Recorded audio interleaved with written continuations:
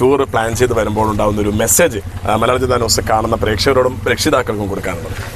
നമ്മൾ നവംബർ 1 കേരളപ്പിറവി ദിനത്തോടനുബന്ധിച്ച് എന്താണ് വളരെ ഡിഫറൻ്റ് ആയിട്ട് നമുക്ക് ചെയ്യാൻ കഴിയുക എന്നുള്ളത് നമ്മൾ ആലോചിച്ചപ്പോൾ സ്വാഭാവികമായിട്ടും നമ്മുടെ മൈൻഡിൽ ഓൾറെഡി ഉണ്ടായിരുന്നു ഈ ജനാധിപത്യത്തിൻ്റെ സൗന്ദര്യവും അതിൻ്റെ ചർച്ചകളും അതിൻ്റെ സൗന്ദര്യത്തോടു കൂടിയുള്ള ആ ഒരു നമ്മുടെ ഒരു ചരിത്രവും കാര്യങ്ങളൊക്കെ മക്കളെ കാണിക്കണമെന്നും അതിന് സാക്ഷിയാകണമെന്നും ഒരുപാട് നാളത്തെ നമ്മളൊരു ആഗ്രഹമായിരുന്നു.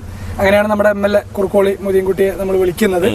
അദ്ദേഹം വിളിച്ചപ്പോൾ പറഞ്ഞു ഇങ്ങനെ സ്പെഷ്യൽ അസംബ്ലി നടക്കുന്നുണ്ട്, അതിദാരിദ്ര്യ നിർമ്മാർജ്ജന സംസ്ഥാനമായി കേരളത്തെ പ്രഖ്യാപിക്കുന്ന, അതിനുവേണ്ടി നിങ്ങൾക്ക് പങ്കെടുക്കാമെന്ന് പറഞ്ഞു. അങ്ങനെയാണ് നമ്മൾ വരുന്നത്.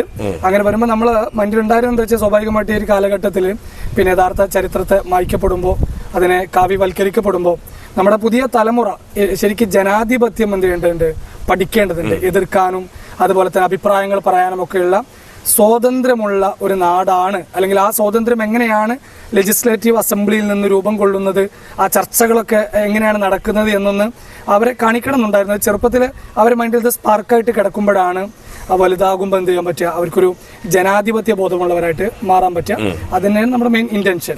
എങ്ങനെയാണ് കണ്ടപ്പോൾ, നിയമസഭയെ കണ്ടപ്പോൾ കുട്ടികളുടെ ഒരു അഭിപ്രായം?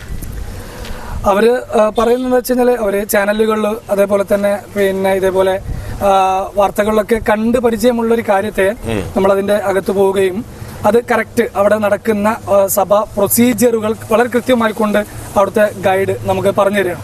അപ്പോൾ സ്വാഭാവികമായിട്ടും ഓരോന്ന് പറയുമ്പോൾ ഇപ്പോൾ നമ്മളാണെങ്കിലും നമുക്കും ഇതൊരു പുതിയ അനുഭവങ്ങളാണ്. അതേപോലെ തന്നെ നമ്മുടെയൊക്കെ കുട്ടിക്കാലത്ത് ഇങ്ങനെ എത്തിപ്പെടാനും അല്ലെങ്കിൽ അങ്ങനെ നമ്മൾ പഠിച്ച സ്കൂളുകളിലൊന്നും ചിന്തിച്ചിട്ടില്ല. പക്ഷെ അങ്ങനെ നമുക്ക് നഷ്ടപ്പെട്ട അത്തരം കാര്യങ്ങൾ നമ്മുടെ കുട്ടികൾക്ക് അത് ഉണ്ടാക്കി കൊടുക്കുമ്പോൾ അവരുടെ മൈൻഡിൽ വലിയ എക്സൈറ്റ്മെന്റുകളാണ് ഉണ്ടാവുന്നത്. അല്ലെങ്കിൽ ചാനലിൽ കാണുന്ന കാര്യങ്ങൾ നേരിട്ട് കാണുമ്പോൾ ഭയങ്കര അത്ഭുതം. മാത്രമല്ല അത് ചാനലൊക്കെ കാണുന്നതിനേക്കാൾ ഉപരി രാഷ്ട്രീയ ചർച്ചകൾക്കപ്പുറത്ത് അതിൻ്റെ രൂപഘടനകൾ, അതിൻ്റെ ആ ഒരു കൺസ്ട്രക്ഷൻസിനൊക്കെ ഒരുപാട് പ്രത്യേകതകളുണ്ട് എന്നുള്ളത് ഇവിടെ വരുമ്പോഴാണ് മനസ്സിലാക്കിയിട്ടുള്ളത്. അപ്പോൾ അത് വളരെ എന്താ പറയുക, നമ്മളൊരു പിന്നെ കേരളത്തിൽ ജീവിക്കുന്ന ആളുകൾ എന്നുള്ളതിലേക്ക് നിർബന്ധമായും കാണേണ്ടവരാണ് എന്നുള്ളൊരു അഭിപ്രായമാണ് കുട്ടികളിൽ നിന്ന് കിട്ടിയിട്ടുള്ളത്. ഒരിക്കലെങ്കിലും നമ്മൾ വന്ന് കാണണം എന്നുള്ളതാണ്. ഇതിപ്പോ ഈ ഒരു യാത്രയിൽ ഈ നിയമസഭ